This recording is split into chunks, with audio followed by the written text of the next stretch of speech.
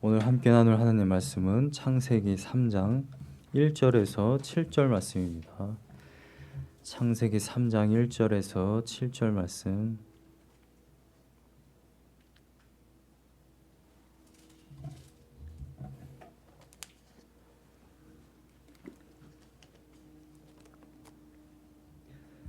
창세기 3장 1절에서 7절 말씀입니다. 찾으신 줄 알고 제가 읽겠습니다. 그런데 뱀은 여호와 하나님이 지으신 들짐승 중에 가장 간교하니라. 뱀이 여자에게 물어 이르되 하나님이 참으로 너희에게 동산 모든 나무의 열매를 먹지 말라 하시더냐. 여자가 뱀에게 말하되 동산 나무의 열매를 우리가 먹을 수 있으나 동산 중앙에 있는 나무의 열매는 하나님의 말씀에 너희는 먹지도 말고 만지지도 말라 너희가 죽을까 하노라 하셨느니라.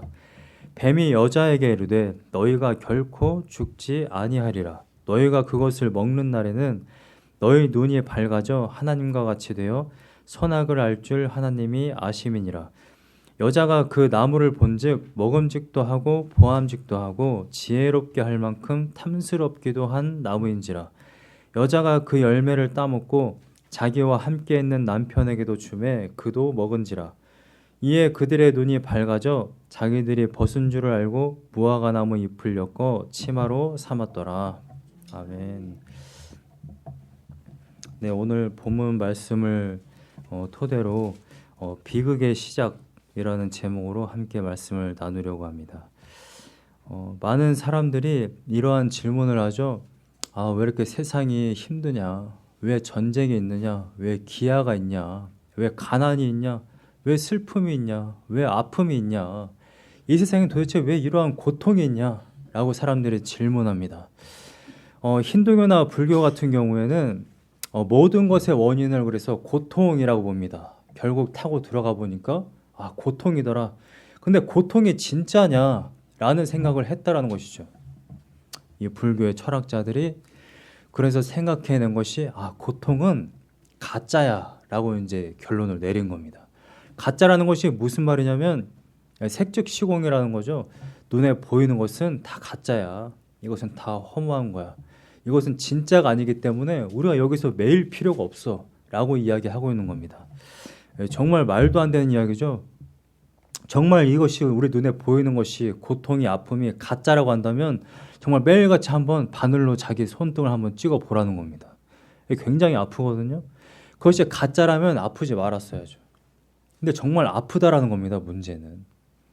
근데 기독교는 모든 문제의 근원이 고통이냐라고 말하지 않습니다. 고통이 도대체 왜 생겼냐? 그러니까 한 단계 더 들어가는 겁니다. 이 세상에 왜 고통이 있냐? 그 문제의 근원이 바로 죄라고 이야기하고 있는 겁니다. 여러분, 이 세상에 그 어떠한 종교나 철학도 근본적인 문제를 해결할 수가 없습니다.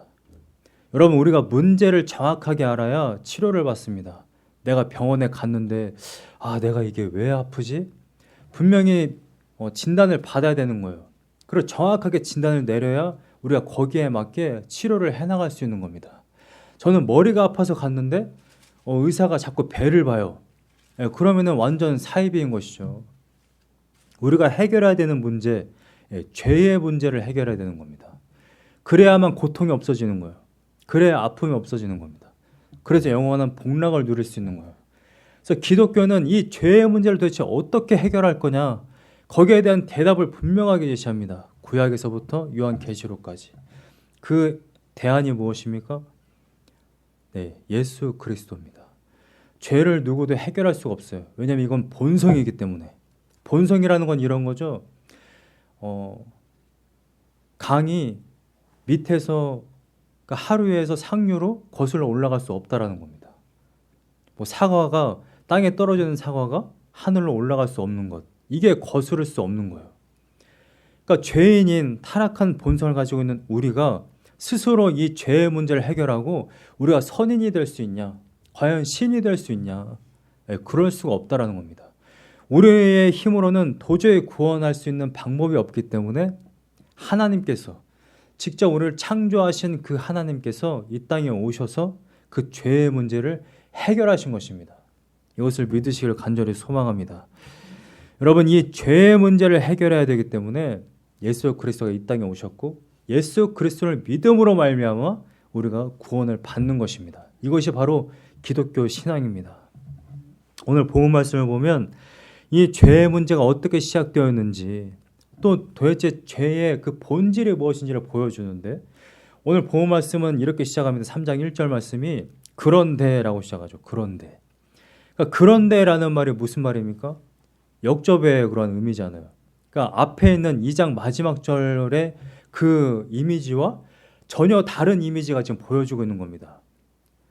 마지막 절에 어떠한 내용이 있어요? 2장 25절 말씀을 보면 아담과 그의 아내 두 사람이 벌거벗었으나 부끄러워하지 아니하리라. 벌거벗었어요. 자신의 있는 모습 그대로 보여줬습니다. 그런데 서로 부끄러워하지 않았어요. 내 자신조차를 부끄러워하지 않았고 옆에 있는 남편의 모습을 부끄러워하지 않았다. 정말 행복한 모습, 유토피아. 우리가 말하는 그 유토피아, 이상국가.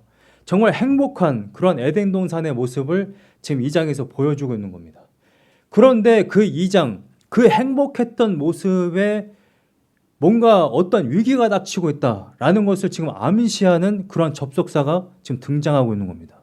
3장 1절 말씀에 그런데 에덴 동산의 그 행복했던 모습, 벌거벗었지만 부끄러워하지 아니한 그러한 모습이었는데 그런데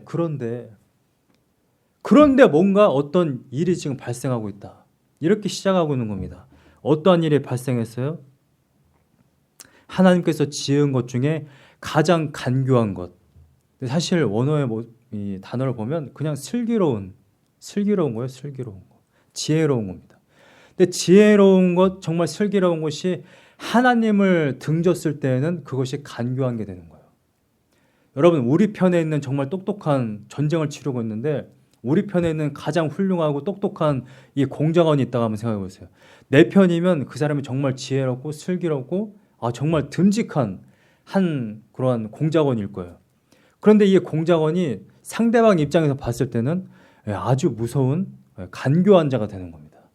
이 공작원이 적에 침투해서 적의 그러한 모든 나라를 완전히 뒤집어 놓을 수 있는 것이거든요. 여러분, 지혜롭다고 해서 지혜로운 게 아니라 정말 우리 편에서 하나님 뜻대로 살아갈 때 그것이 정말 지혜롭고 슬기로운 것인 줄 믿으시길 간절히 소망합니다. 뱀은 성경에 이렇게 기록하고 있어요. 하나님께서 지은 것이 분명히 1장과 2장에 분명히 되게 좋았다라고 하나님께서 말씀하셨는데 3장 1절에 갑자기 하나님께서 지으신 것 중에 굉장히 간교한 것이 나타납니다. 그게 뱀이라는 거예요. 이 뱀이 하나님께서 지은 하나님의 형상, 여자에게 싹 접근합니다. 접근해서 어떠한 이야기를 해요? 3장 1절 말씀을 보세요. 뱀이 여자에게 뭐라 이르되 하나님이 참으로 너희에게 동산 모든 나무의 열매를 먹지 말라 하시더냐? 뱀이 정말 간교합니다. 하나님과 등져서 지금 하나님과의 이제 대적하는 그런 관계에 있는데 이 하나님께서 가장 사랑하는 하나님의 형상으로 지어진 이 인간에게 접근을 해서 이렇게 이야기하는 거예요. 하나님이 정말 동산 모든 나무의 열매를 먹지 말라고 했냐? 라고 이야기합니다. 여러분, 하나님이 언제 동산 모든 나무의 열매를 먹지 말라고 하셨나요? 동산의 모든 나무를 먹되 한 가지만 먹지 말라고 그랬어요. 그게 선악과입니다. 근데 뱀은 이렇게 이야기하는 거예요. 질문을. 하나님이 참으로 동산 모든 나무의 열매를 먹지 말라고 하시더냐? 그러니까 이 질문을 들은 여자는 어떤 생각을 하겠습니까? 아닌데? 모든 나무의 열매를 먹으라고 했는데? 내가 잘못 들었나? 뱀이 말한 게 맞나? 순간적으로 의심이 드는 거예요. 여러분, 간교하다라는 건요, 정말 상대방이 알아차리지도 못하게 아주 간교하게 이 사람의 그 정신과 마음을 흔들어 놓는 겁니다.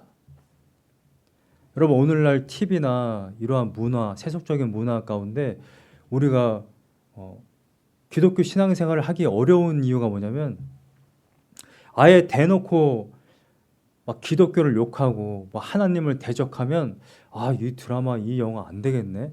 이렇게 생각을 합니다. 그런데 하나님 욕을 대놓고를 하지 않아요. 그런데 사상 자체가 불교적인 사상, 세속주의적인 사상을 가지고 드라마나 영화를 만들어 놨어요. 그거를 우리가 딱 들으면 처음에 아무 생각 없이 보면 그래, 이런 생각도 맞나? 인본주의, 그래, 사람을 사랑해야지. 이렇게 가는 겁니다. 우리가 모르는 사이에 우리들의 사상과 생각을 다 흔들어 놓을 수 있어요. 그러니까 우리가 절대로 정신을 바짝 차리지 않으면 하나님의 말씀이 뭐라고 하는지를 우리가 계속해서 유념하고 기억하지 않으면 우리는 흔들릴 수밖에 없는 존재인 것입니다. 하와인 여자가 뱀의 이 질문을 듣고 여기 이 질문에 말렸어요. 2절 말씀을 보세요. 여자가 뱀에게 말하되 동산 나무의 열매를 우리가 먹을 수 있으나 동산 중앙에 있는 나무의 열매는 하나님의 말씀에 너희는 먹지도 말고 만지지도 말라. 여기까지 맞는 것 같죠. 하와가 정확하게 기억하고 있는 것 같습니다. 그런데 뱀의 이 질문에 뭔가가 흔들린 거예요, 마음이. 정말 우리가 보기에는 아주 미세하거든요. 지금 성경을 보면 3절 말씀을 이어서 보시면 하와가 이렇게 이야기를 해요. 너희가 죽을까 하노라 하셨느니라. 여러분, 하나님이 너 선악과 열매 따먹으면 죽을 수도 있어, 이렇게 가정에서 이야기하셨나요? 아니면 확실하게 너 반드시 죽는다라고 말씀하셨나요? 하나님이 반드시 죽는다라고 말씀하셨어요. 그런데 뱀의 이 질문에 흔들린 이 하와는 그렇게 말씀하셨나? 정말 죽나? 하나님의 말씀에 뭐가 시작됐어요? 의심이 시작됐습니다.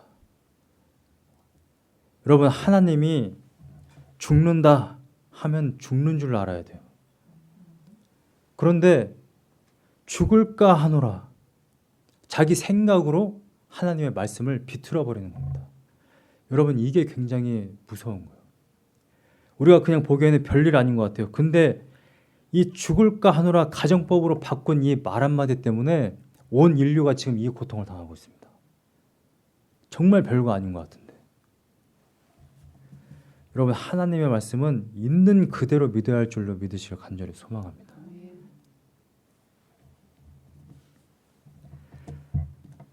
그 결과가 뭐냐? 선악과를 따먹었고요. 하나님의 말씀을 의심했던 이 하와가 자기가 먹고 자기 남편에도 먹이고요. 그리고 결과가 어떻게 됩니까? 7절 말씀을 보세요. 이에 그들의 눈이 밝아져 자기들이 벗은 줄을 알고 무화과 나무 잎을 엮고 치마로 삼았더라. 여러분, 이 장의 마지막 절과 완전히 반대되는 지금 표현을 쓰고 있는 겁니다. 벌거벗었으나 부끄러워하지 않았던 이 자들이 이제는 자신들이 벗은 게 부끄러워진 거예요. 여러분, 자신들이 벗은 게 부끄러워졌다라는 이야기가 무슨 말이냐면, 하나님께서 처음에 남자와 여자를 창조하시고 어떠한 명령을 주셨냐? 생육하고 번성하라고 했어요. 창조의 능력을 주셨습니다. 능력. 하나님께서 주신 창조의 능력을 부끄러워하기 시작한 거예요. 자신의 생식기를 가렸다라는 이 표현은 그 생명을 부끄러워하기 시작한 겁니다. 하나님의 능력, 창조의 능력, 그 생명의 원천이 부끄러워지기 시작한 거예요. 여러분, 생명의 원천은 정말 고귀한 거고 너무나도 귀한 거고 그 무엇과도 비교할 수 없는 것이잖아요. 그런데 그 귀한 것이 부끄러워지기 시작한 겁니다. 여러분, 이게 지혜입니까? 지혜가 아니죠. 하나님께서 주신 그 창조의 능력을 뱀이 무엇을 했냐? 너희들 이게 부끄러운 거야. 그걸 알게 한 거예요. 여러분, 오늘날 사람들 보세요. 생명을 너무 쉽게 죽입니다. 살인을 하기도 하고요. 낙태를 하기도 하고 아이를 낳을 생각도 없어요. 분명히 하나님의 창조의 명령은 생육하고 번성하는 겁니다. 이게 프리스크립션으로 주어진 거예요. 근데 사람들은 그 생명을 더 이상 소중하게 여기지 않아요. 에덴 동산의 그 아름다웠고 그 행복했던 것이 이제는 저주로 바뀌게 된 겁니다. 하나님이 축복해준 생육하고 번성하는 그 아름다운 모습이 이제는 저주의 모습이 된 거예요. 이것을 한마디로 요약하자면 이렇게 되는 겁니다.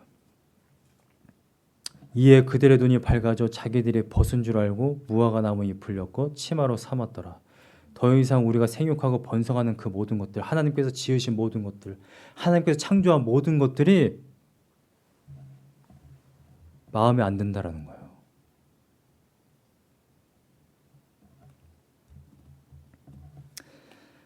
여러분, 우리는 매 순간마다 하나님께서 지으신 이 선한 것이 정말 아름다운 것인가, 정말 좋은 것인가, 아니면 내가 지금 이것을 굉장히 마음에 안 들어 하고 있나, 이것이 싫은가, 불만하고 있나, 이것을 계속해서 생각해 보기를 간절히 소망합니다. 나의 삶, 내 옆에 있는 사람, 내 교회, 내 가정, 내 차 옆에 주차한 저 차. 저는 가끔씩 이렇게 아파트에 가서 주차를 할 때 평소에 이렇게 좀 참다가도 짜증이 팍 올라올 때가 있어요. 저희 아파트는 주차 자리가 정해져 있지가 않습니다. 워낙 세대수가 많아가지고 선착순으로 그냥 차를 대는 거예요. 근데 저희 앞에 차를 못 대면 비지터 있는 곳에 파킹을 해야 됩니다. 근데 이제 비지터에 파킹을 하고 무거운 물을 이거 들고 간다든지 이게 할 때는 이게 좀 짜증이 나요. 멀어가지고. 그래가지고 삶 가운데 또 불평과 불만이 입 밖으로 막 나오려고 할 때가 있습니다. 여러분, 근데 우리가 하나님의 자녀라는 것을 믿고 모든 것이 하나님의 섭리 안에 있다는 것을 믿는다면 이것조차도 하나님께서 내가 이번 주에 운동을 못 해가지고 이 물을 상체로 들고 하체로 이만큼을 걸어갈 수 있도록 건강을 유지할 수 있도록 이렇게 운동을 시키시는구나, 이렇게 하나님을 믿고 의지하면 하면 될 텐데 도대체 이놈의 아파트는 왜 이렇게 주차자리가 없나, 이렇게 불평불만 하는 것이 머리에 쌓일 때가 있다는 것이죠. 여러분, 우리는 항상 하나님의 자녀로서 하나님께서 모든 것을 창조하시고 나의 인생을 이끌어 가시고 섭리하신다는 것을 믿고 하나님 안에 항상 감사함으로 그렇게 살아가는 귀한 은혜가 있기를 간절히 소망합니다. 여러분, 매 순간마다 마음에 안 들어, 내가 지금 벗은 게 너무 부끄러워, 이러한 생각을 심어주는 거는 다 사탄이 주는 생각입니다. 본문을 읽고 제가 그걸 깨달았어요. 하나님은 정말 선하게 창조하셨고 우리를 행복하게 살아갈 수 있도록 하셨는데 우리가 매 순간마다 불평불만을 갖고 마음에 안 든다고 생각하는 것은 정말 사탄이 주는 생각이구나. 하나님이 예수 그리스도로 말미암아 우리를 구원하시고 성령으로 우리를 이끌어 가시는데 우리가 끊임없이 불평하고 짜증을 내며 살아가고 있구나. 여러분, 짧은 인생 불평하고 짜증만 내다가 사는 인생 얼마나 불쌍한 인생입니까? 우리가 어떠한 순간이든지 간에 하나님께 감사하는 그러한 은혜가 있기를 간절히 소망합니다. 오늘 이 타락한 이 일로 인하여서 사람들 가운데 어떠한 일이 발생했냐, 제가 지난주에도 나누었던 사회성이 발달하게 됐습니다. 원래는 벌거벗었지만 부끄러워하지 아니하였던 사람들이 이제는 점점 사회성이라는 가면을 쓰기 시작했어요. 그것이 어떤 때는 예의가 되기도 하고 그것이 어떤 때는 지혜가 되기도 하죠. 그런데 이것이 심해지면 하나님 앞에서 이것이 외식이 됩니다. 그래서 신약 성경에 보면 바리새인과 서기관들이 예수님으로부터 핀잔을 받을 때 어떠한 핀잔을 받습니까? 외식하는 바리새인들아. 외식이라는 이 단어가 온 헬라어의 그 출처가 연극하였던 사람들이라고 하잖아요. 가면을 쓰고 연극했던 사람들. 그러니까 그 표현을 그대로 바리새인에게 예수님이 쓰셨다라는 것입니다. 바리새인들은 가면을 썼어요. 자기들의 실생활은 일반 다른 이스라엘 백성들과 똑같이 죄를 지어요. 마음속으로 살인도 하고요. 때로는 내가 정결례식 굳이 해야 되나? 이러한 게으름도 때로는 있고 때로는 도둑질도 하고 마음으로도 저 바리새인이 나보다 더 잘 사네? 저 제사장이 나보다 더 낫네? 그러한 바리새인들의 본심을 예수님은 알고 있습니다. 그런데 겉으로는 어떻게 표현해요? 자기들은 종교행위를 하고 있다. 11조, 합한 채 일주일에 2번씩 금식한다. 나는 저기에는 세리와 같지 않다. 그러면서 자신의 그러한 깨끗함과 선함을 하나님 앞에 자랑합니다. 얼마나 가증한 그러한 표현입니까? 이 세상에 누가 하나님 앞에 정말 자랑할 수 있는 그러한 인생이 있겠어요? 여러분, 욥도 하나님 앞에 자랑하지 않았습니다. 사도 바울도 하나님 앞에 자랑하지 않았어요. 그 어떠한 인물도 하나님 앞에 저는 정말 착하게 살았습니다. 저는 구원받기에 충분한 사람입니다. 라고 말할 수 없어요. 그런데 바리새인들은 그러한 가면을 썼다라는 것입니다. 여러분, 이러한 가면은 어디서 왔느냐? 바로 이 하와가 선악과를 따먹은 이후로 이 일이 발생한 것입니다. 자신의 있는 모습 그대를 보여주는 것이 이제는 창피하기 시작한 거예요. 여러분, 저도 여기 교회 올 때 아침에 머리를 감습니다. 옷을 단장하고요. 있는 모습 그대로 못 와요. 있는 모습 그대로 오면 사람들 얼마나 손가락질 하겠습니까? 뭐 거지도 아니고 홈리스도 아니고 수염은 막 덥수룩하고, 저는 하루만 안 잘라도 얼마나 지저분한지 몰라요. 수염이 어마어마해서. 여러분, 우리가 겉으로 겸손하며 사회성을 발휘하면 그건 예의이고 사람들 간에 화목을 도모할 수 있습니다. 그런데 우리가 하나님 앞에서 겉으로까지 자랑을 하기 시작하고 내 마음 안에 그러한 교만함과 그러한 마음이 있기 시작하면 우리는 계속해서 하나님과 멀어져요. 바리새인과 서기관들이 종교 행위를 한다고 해서 천국 가는 게 아닙니다. 여러분, 바리새인과 서기관들이 정말 하나님 앞에 가까이 했고 정말 하나님의 말씀을 정말 깊이 상고하고 정말 깊이 간구했다면 나는 저 세리와 같지 않다라는 말을 할 수 없었을 거예요. 정말 말씀을 온전히 알고 있었다면. 여러분, 하나님의 말씀을 정말 온전히 알고 있었고 율법을 정말 그 정신과 정말 613개의 계명을 정말 철저하게 지켰다면 자기도 정말 지키기 힘든데 어떻게 나는 저 세리와 같지 않습니다 라는 표현을 쓸 수 있겠습니까? 겸손하게 나도 정말 율법 지키기 힘들다. 하나님, 저를 좀 도와주십시오. 하나님과 가까이 하고 하나님을 더 의지하고 그래서 하나님과 동행하는 인생, 그렇게 되지 않았겠습니까? 바리새인과 서기관들의 가장 큰 문제는 종교 행위는 가까이 하고 하나님의 말씀은 멀리한 거예요. 자신들이 외우고 있는 그 율법들을 자신들이 말씀을 안다라고 생각한 거예요. 여러분, 하나님은 인격적인 분이십니다. 인격적인 그 하나님과 가까이 할 수 있는 방법, 하나님의 말씀을 정말 깊이 상고하고 매일마다 유념하는 거예요.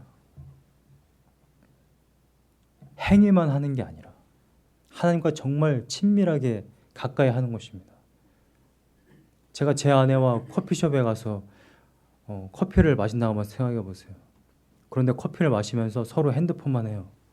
그게 같이 있는 겁니까? 겉모습은 같이 있는 것처럼 다른 사람들이 보일지 모르지만 서로 핸드폰만 보고 있다면 그건 같이 있는 게 아니죠. 오늘 본문을 보면 굉장히 중요한 쟁점이 있어요. 뱀은 하나님의 말씀을 왜곡시켰고요. 하와는 하나님의 말씀을 왜곡해서 기억한 겁니다. 여러분, 우리가 하나님의 말씀을 왜곡하지 않고 하나님의 말씀을 있는 그대로 하나님의 말씀이 이렇게 말씀하셨지, 나는 이렇게 살아야 돼 라고 알려면 방법이 없습니다. 하나님의 말씀을 그냥 매일마다 가까이 해야 돼요. 여러분들이 매일마다 성경을 몇 장씩 읽으시는지 모르겠어요. 그런데 내가 오늘 10장 읽어야지, 내가 이번 달 안에 100장을 읽어야지. 여러분, 기록, 수치는 아무런 의미가 없습니다. 여러분, 단 한 구절만 읽어도 이게 하나님께서 나에게 주시는 어떠한 말씀일까? 정말 깊이 상고하고 기억하고 하나님의 뜻을 이해하려고 하는 것이 굉장히 중요합니다. 하나님이 네가 선악과를 먹으면 반드시 죽을 거야. 이 말씀을 계속해서 묵상했다면, 묵상이라는 표현은 그겁니다. 계속해서 곱씹는 거예요. 다른 종교에 사는 것처럼 명상처럼 아무 생각 없이 멍하니 30분 동안 그냥 멍하니 있는 게 아니라 묵상이라는 거는 하나님의 말씀을 계속 곱씹는 겁니다. 반드시 먹으면 죽는다고 했어. 반드시 죽는다고 했어. 반드시 죽는다고 했어. 아, 하나님이 반드시 죽는다고 했지.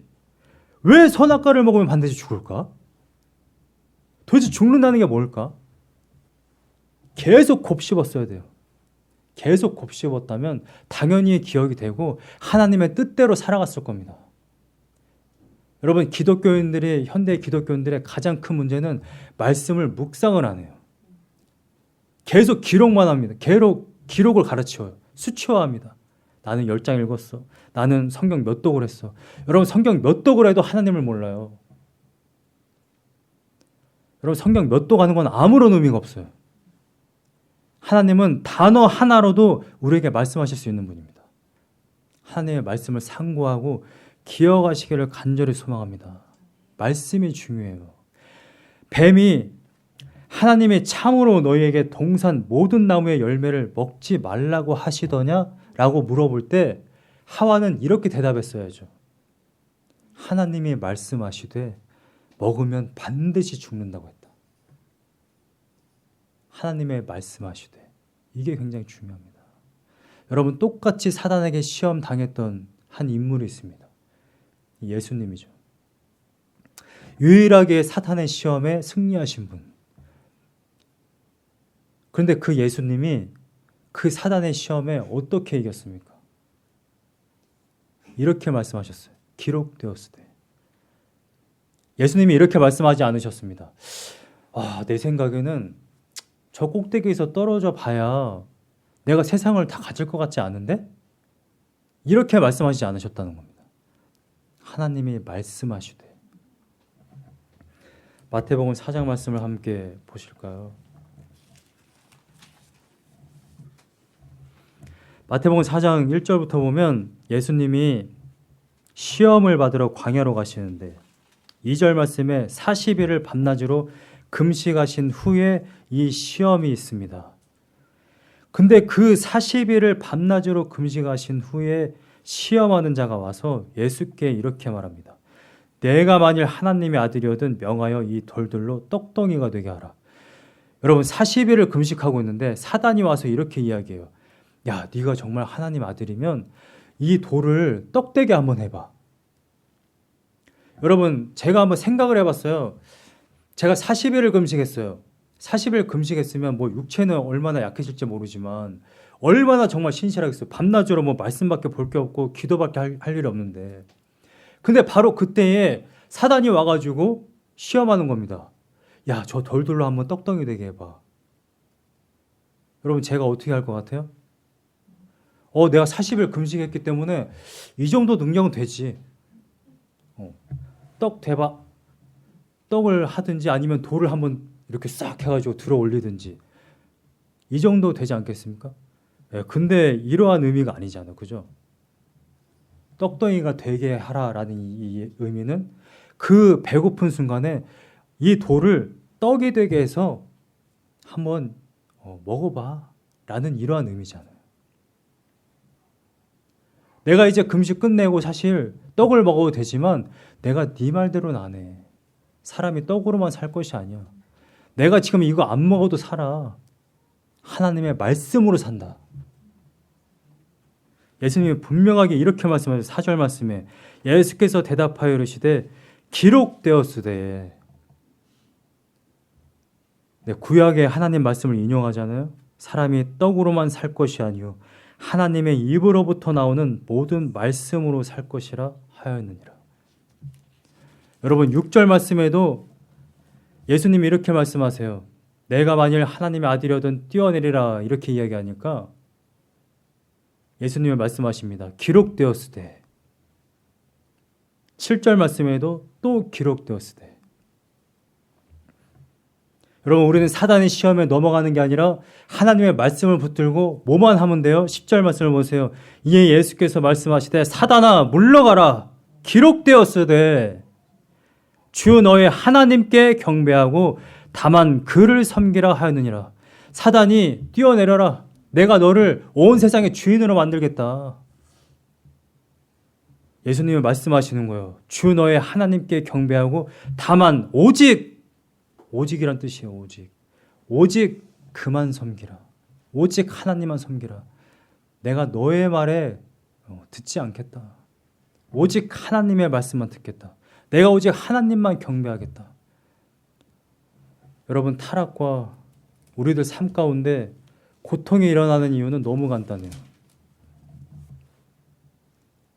하나님만 경배하고 하나님만 섬기면 되는 인생을 하나님을 경배하지 않는 거예요. 하나님을 예배하지 못하는 거예요. 사단의 꾀임에 홀락 넘어가서 하나님이 이 정도는 괜찮겠지? 가정법으로 바꿔가지고 하나님이 이런다고 해서 나를 벌 주지 않으실 거야. 이런다고 해서 나를 죽이지 않으실 거야. 죽을까? 하노라.